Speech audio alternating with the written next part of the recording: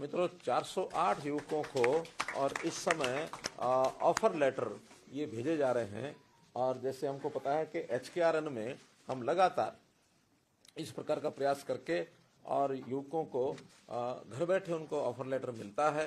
केवल एक data bank हमारे पास है, उस डाटा बैंक में उनकी जो क्वालिफिकेशन है और उनका जो एक्सपीरियंस है या अन्य जो शर्तें इसमें हैं वो लेकर के उनको एक रैंकिंग दी जाती है।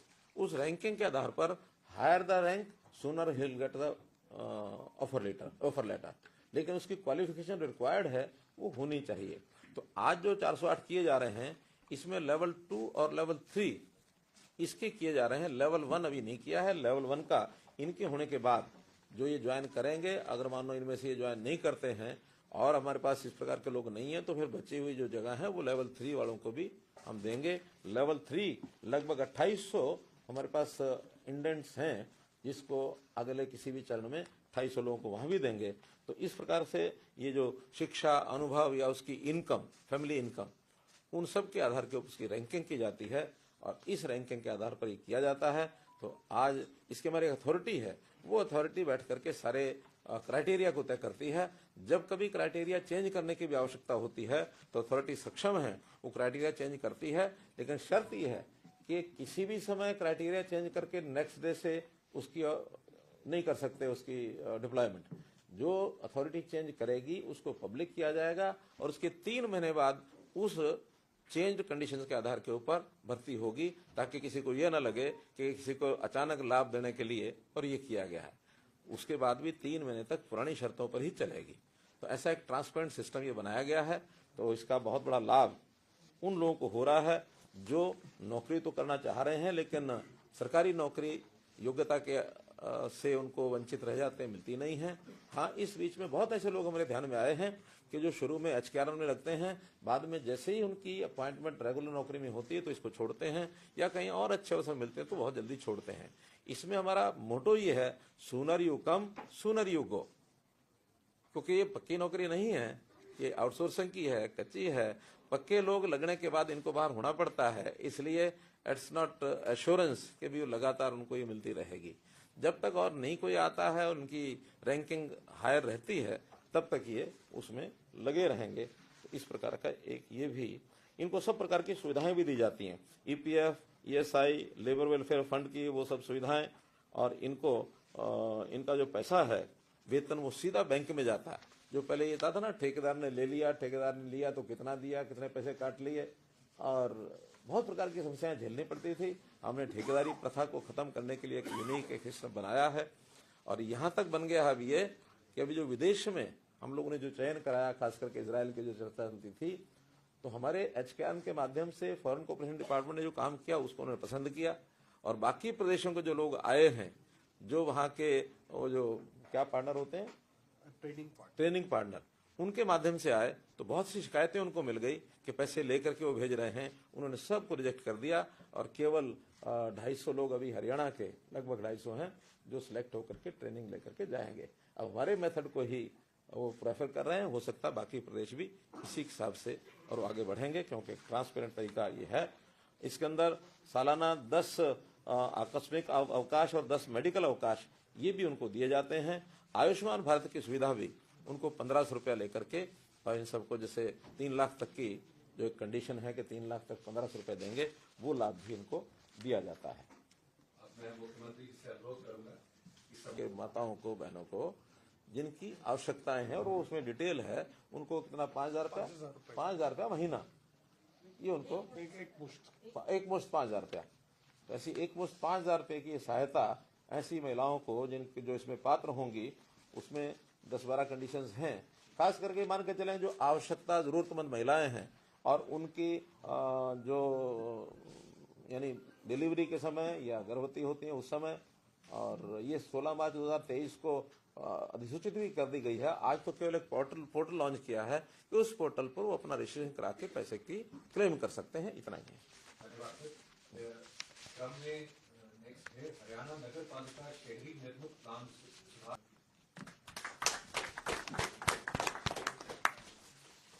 मित्रों, जैसा आपने को पता है कि अभी हमने जन संवाद कार्यक्रम किया और जन संवाद कार्यक्रम में भी और उसके बाद विकसित भारत संकल्प यात्रा, उस समय भी लगभग 8,000 से ऊपर ये कार्यक्रम हुए हैं। सभी गांव में हुए हैं, शहरों में भी हुए हैं। तो इन 8,000 गांव में जो हमारे पास डिमांड्स आई हैं, कुछ शिकायतें आई हैं, या कई ऐसे केसेस जो पुराने उलझे हुए हैं, उन सबको सॉल्व करने के लिए हम लगे हैं। एक बड़ी मात्रा में ऐसे एप्लीकेशंस हैं जहां लोग 50-50 साल से रह रहे हैं। उनके शुरू में रेजिडेंशियल मकान थे जो अलॉट किए गए, बाद में धीरे धीरे आवश्यकता पड़ने पर उन्होंने इसमें किसी ने दुकानें बना ली, किसी ने छोटी इंडस्ट्री बना ली। तो उनका एक लैंड यूज तो ओरिजिनली कुछ किसानों को विभिन्न योजनाओं में सब्सिडी जो मिली है इसका भी आज वितरण होना है। सबसे पहले भावांतर भरपाई योजना के तहत बाजरा के लिए 177.84 करोड़ रुपए,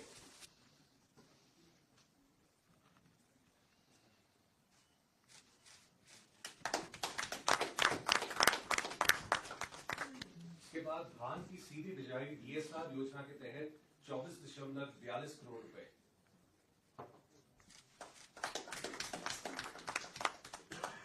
मेरा पानी मेरी विरासत योजना के तहत 25.10 करोड़ रुपए, प्राकृतिक खेती योजना के तहत 1.20 करोड़ रुपए,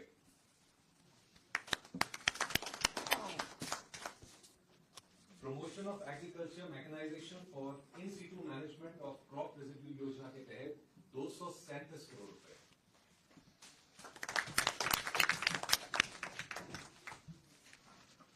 मित्रों, ये था कुल मिलाकर किसानों को समय समय पर जो हम सहायता देते हैं, उसमें आज विभिन्न प्रकार के जो उनका मुआवजा या था, उनकी जो इंसेंटिव राशि वो जो बनती है, उसको आज हमने रिलीज किया है।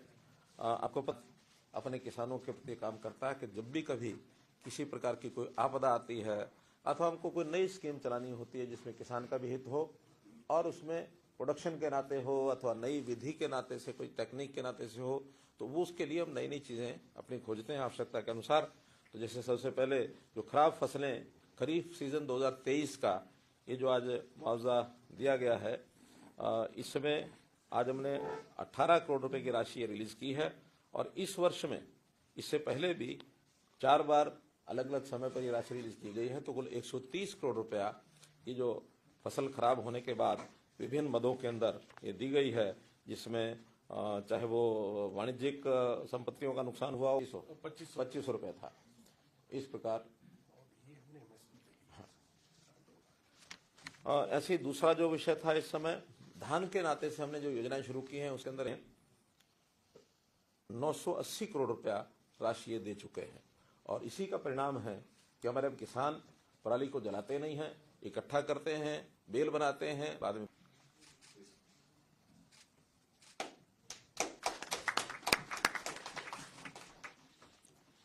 नहीं। हाँ, तो मित्रों, इस विषय में आपको मैं जानकारी देना चाहूंगा कि हमने जहां सरकारी नौकरियों का अपना सिस्टम शुरू किया हुआ है, वो भी मैंने घोषणा पीछे की थी। और एक घोषणा नई जो की थी अभी पिछले शायद 26 जनवरी को ही, कि 60,000 ऐसे लोगों को हम अतिरिक्त काम में लगाएंगे, जिसमें उनका व्यक्तिगत काम भी हो सकता है, उनकी कोई ठेकेदारी में कोई इस प्रकार की योजना बनने वो बन सकते हैं।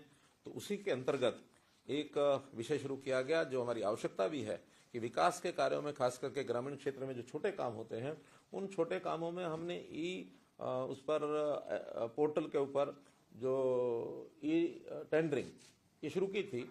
तो ठेकेदार उसमें कम आ रहे हैं, ये हमारे ध्यान में आया। तो ठेकेदारों की ट्रेनिंग ये हमने शुरू कराई है और 10,000 युवाओं को 3 महीने की एक ट्रेनिंग, उसमें भी सीईटी का एग्जाम उसने दिया हो, क्योंकि सभी लोग सीईटी में तो सिलेक्ट नहीं होंगे। जो सिलेक्ट नहीं होंगे उनको एक ऑप्शन दिया जाएगा कि वो अगर ट्रेनिंग लेना चाहें तो ले सकते हैं। और उसके बाद उनके पास कोई इंजीनियरिंग का ये तो डिप्लोमा नहीं तो डिग्री ये होनी चाहिए, और ये लेकर के आते तो 3 महीने की उनको ट्रेनिंग देंगे और उनको एक सर्टिफिकेट देंगे। ऐसे सर्टिफिकेट वाले जो व्यक्ति हैं 25 लाख रुपए तक का काम लेने का वो एक प्रकार से योग्य हो जाएगा, एलिजिबल हो जाएगा। वो 25 लाख का पहला काम बिना किसी प्रायर एक्सपीरियंस के वो ले सकता है। 1 साल के लिए 3 लाख रुपए का ऋण बिना ब्याज के वो भी उसको दिया जाएगा ताकि कैपिटल मनी उसको मिल जाए और वो 1 साल के बाद अपना उस पैसे को वापस करे। तो इस प्रकार का भी एक प्रावधान किया है। तो 10,000 युवाओं को ये काम हम देने में और एक प्रकार से सक्षम हो जाएंगे। आज आदरणीय मुख्यमंत्री जी वन मित्र योजना एवं पोर्टल का भी शुभ बताएं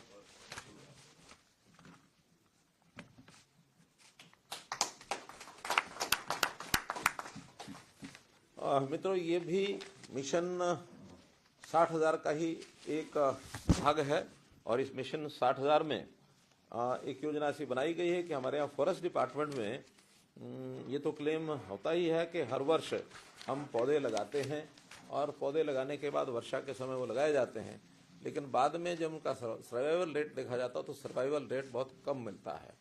इसको ध्यान में रखते हुए योजना बनाई गई कि पहले साल में हम 7,500 युवाओं को एक ऐसा काम दें ताकि वो पेड़ लगाएं और पेड़ लगाने के बाद 4 वर्ष तक उन पेड़ों की देखभाल करें, उसमें सिंचाई करें। हमारे फॉरेस्ट मिनिस्टर भी आज साथ हैं, तो इन्होंने पूरा मेहनत करके योजना बनाई है और मुझे लगता है कि इस योजना में सफलता हमको मिलेगी और 7,500 लोगों को पहले साल, अगले साल में आवश्यकता पड़ने पर और भी इसमें जोड़े जा सकते हैं। और प्रारंभ में 10,000 रुपये की इनकम उनको हो जाए, उसके बाद फिर हर वर्ष वो बढ़ती चली जाएगी। तो सबसे पहले तो इसके अंदर हमने तय किया है कि जो 1,80,000 रुपये से नीचे की इनकम के लोग हैं, इनमें से युवाओं को छांटा जाएगा। आज जो पोर्टल हम लॉन्च कर रहे हैं, इसमें अपना रजिस्ट्रेशन करेंगे और योजना का स्वरूप ऐसा है कि जिस एरिया में, गांव में, शहर में वो करना चाहता है, तो जहां कहीं उनको लगता है प्राइवेट जगह हो या कोई पब्लिक प्लेस हो, फॉरेस्ट की लैंड नहीं होनी चाहिए, क्योंकि फॉरेस्ट लैंड पर तो फॉरेस्ट के लोग ही करेंगे। फॉरेस्ट लैंड को छोड़कर बाकी एरिया में वो कहीं भी पेड़ को लगा सकता है। पेड़ को लगाते समय उसको जिस समय लगाने से पहले जब खड्डा खोदेगा और खड्डे का एक जीपीएस के माध्यम से उसकी मॉनिटरिंग हो जाएगी, तो जितने खड्डे खुदाई करेंगे 20 रुपया उस खड्डे की खुदाई का मिलेगा। इसके बाद जिस दिन वो पेड़ लगा देगा, नर्सरी से उनको पेड़ मिलेंगे और कोशिश ये रहेगी कि 2.5-3 फुट से बड़ा पेड़ उनको मिले, ताकि वो बाद में लगने के बाद 3-4 वर्ष में बड़ा स्वरूप कर लेगा। छोटी नर्सरी उनको नहीं देंगे, तो 3-3.5 फीट का, 2-2.5 फीट का, 3 फीट का पेड़, यानी बड़ा पेड़ उनको मिलेगा। और जिस दिन वो पेड़ लगाएगा 30 रुपया उस दिन उसको मिलेगा। तो शुरू में पहले ही महीने में 50 रुपया महीना उसको मिल सकता है और उसके बाद साल भर के लिए 10 रुपया महीना हर पेड़ का। अगर 1,000 पेड़ लगा दिए हैं तो शुरू में 50,000 रुपया मिल जाएगा और उसके बाद 10,000 रुपया महीने का उनको मिलता रहेगा और उसमें पानी, खाद, जो कुछ डालना उसको प्रबंध करेगा और उसका हर महीने जीपीएस सिस्टम में उसको मॉनिटर किया जाएगा कि हाँ, ये पेड़ जो उसने लगाया था वो वही पेड़ आगे बढ़ रहा है। और उसी पेड़ का अगले वर्ष में उसको 8 रुपया मिलेगा, लेकिन अगले वर्ष में नए पेड़ भी वो लगाना चाहेगा तो एक 10% पेड़ अपने बढ़ा सकता है। यानी 1,000 पहले लगाए हैं तो 100 पेड़, इसको अगर ज्यादा लगाना कोई चाहेगा तो 200 पेड़ भी कर सकते हैं, ताकि उसको पिछले भी 8,000 रुपये मिल जाए और ये नए पेड़ के भी अगर 200 हैं तो 50 रुपये का लगाते समय और बाद में 10 रुपया यानी 2,000 रुपया, ये ताकि किसी भी कारण से उसकी कीमत लमसम भी अच्छी मिले और बाद में 10,000 रुपये सुनिश्चित हो जाए। अभी 1,000 पेड़ की अपर लिमिट रखी है। अगर किसी हमारे अनुभव के आधार पर, डिमांड के आधार पर कोई 1,000 से ज्यादा भी लगाना चाहता तो लगा सकता है। 4 वर्ष तक ये पेड़, उसका पैसा उसको मिलता रहेगा। एक बार लगाना है, पहले साल 10 रुपया, दूसरे साल 8 रुपया, तीसरे साल 5 रुपया, चौथे साल 3 रुपया। तो इसे 4 साल के बाद वो जो भी जमीन का मालिक होगा, अगर वो खुद मालिक है तो अपने पास रखेगा और जो खुद मालिक नहीं है, किसी और की जगह पर लगाया है, किसी के घर में लगाया हो या शमशान में लगाया हो या पार्क में लगाया हो, तो जो उस मैनेजमेंट देखने वाला जो उस एरिया का है, उनको फिर वो हैंड ओवर कर देगा विद एन एफिडेविट। उससे एफिडेविट लेंगे कि वो 10 साल तक इस पेड़ को काटेगा नहीं, कम से कम 4 और 10, 14 साल तक पेड़ वो रहे। और इसमें एग्रो फॉरेस्ट्री नहीं आएगी।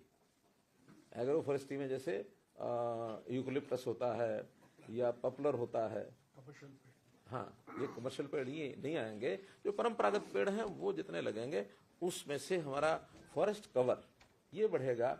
और जो अभी सर्वाइवल रेट जो कम है, उस सर्वाइवल रेट को भी हम सुनिश्चित कर पाएंगे कि ताकि उसकी रक्षा करने वाला एक व्यक्ति है। वन मित्र बनने के बाद वो व्यक्ति अगर दूसरा कोई काम लग जाता है, उसको कहीं किसी दूसरे को भी देना होता है, तो उसको चेंज ओवर करके दूसरे व्यक्ति को भी उस जगह अपनी जगह लगा सकता है। ये उनका अपना इंटरनल सिस्टम रहेगा। तो ये सारा विषय, हाँ, अगर वो चेंज भी नहीं करता और छोड़ के भागता है तो क्या होगा? हमारे पीसीसी में बैठे हैं, ये विषय ध्यान नहीं आया, फिर फॉरेस्ट टेक ओवर कर लेगा। हाँ, यानी कोई मान लो बीच में छोड़ जाता है और कोई आगे वो किसी और को हैंड ओवर नहीं करता, तो उसको फिर फॉरेस्ट टेक ओवर कर